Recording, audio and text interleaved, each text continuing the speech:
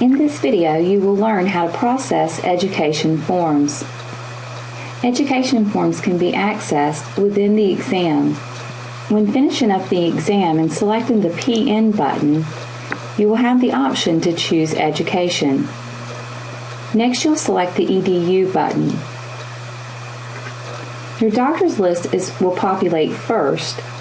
If you'd like to see the master list, you will select Show Master List. Next, you will choose the education material that you would like to give the patient. You will do this by double-clicking on the education material. You will see it populate on the right-hand side of the screen. Next, you can add the patient info to the document. At the bottom of the screen, you can print this document, fax the document, then make a notation in the patient's chart that you reviewed the material with the patient.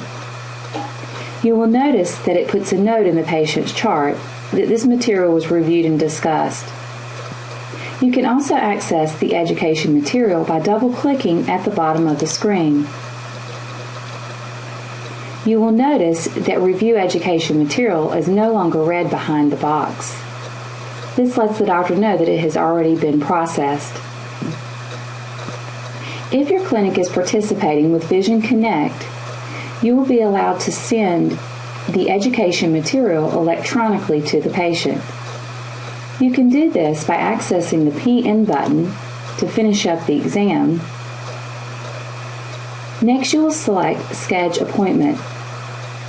You will notice at the top of the screen the button labeled Education.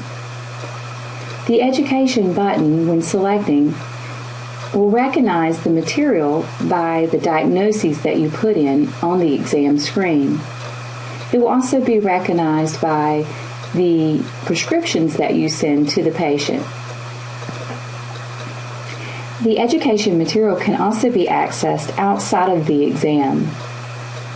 You will do this by selecting the Technician drop-down, then Print Education Material.